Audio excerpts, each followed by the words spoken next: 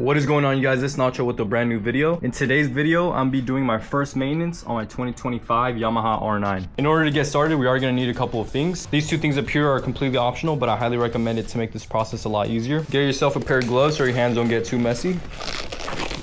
There we go. You don't necessarily need these towels right here in order to do an oil change, but I highly recommend it. I'll be able to link this in the description down below in case you guys want to use it, but what it basically does is that it grabs onto oil a lot easier. It absorbs oil and grease very well, so make sure you guys pick one of these up. You might want to get yourself a rag just because why not? And you're also going to need a 17mm bolt.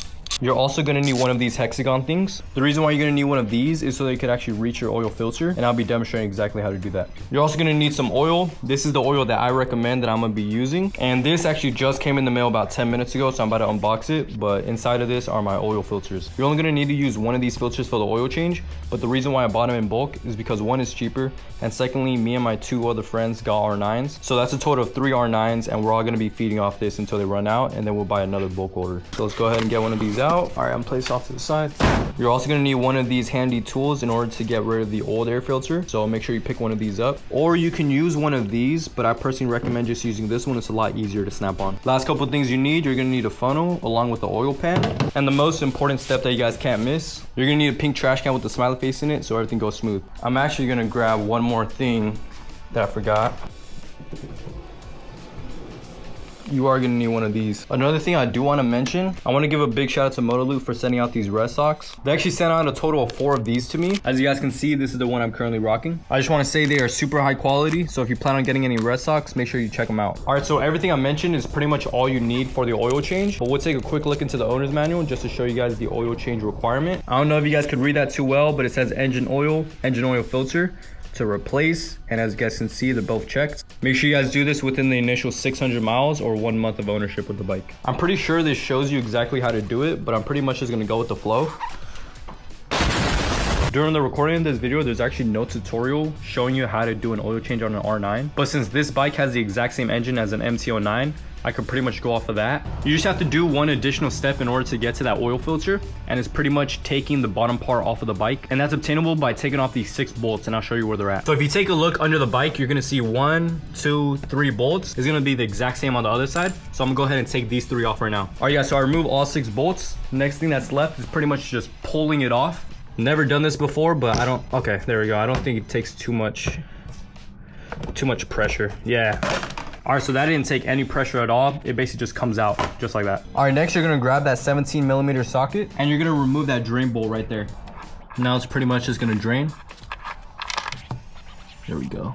All right, so now that we got that draining, we're pretty much just gonna take off this oil filter right up here, and you can do that with one of these handy tools right here. There we go.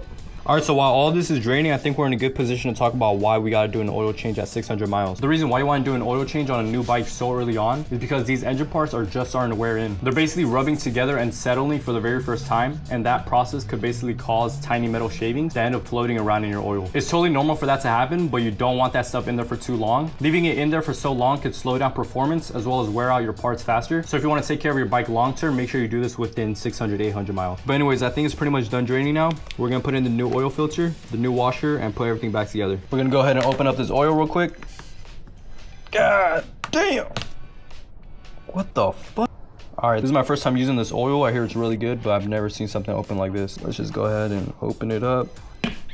Okay, open up that oil filter. Make sure you guys lube this up. It looks like it's already lubed a little bit, but just to play it safe, put a little more on. Okay, there we go. Make sure you go ahead and lube that up. After you're done with that, go ahead and pour a little bit up in there.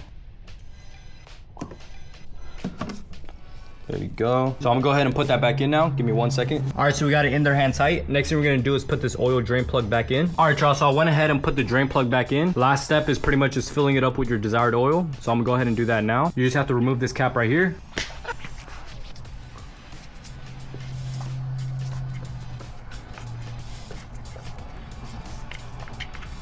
There we go. Go ahead and grab your funnel. put inside. All right, looks like this one isn't long enough. I'm gonna go ahead and grab a longer one. All right, y'all, so I got another funnel instead. I did not think this would be in the way, but it looks like it was. We're basically just gonna fill it up with 3.3 quarts, and I'll be right back as soon as I do that. All right, y'all, so I went ahead and put in 3.3 quarts.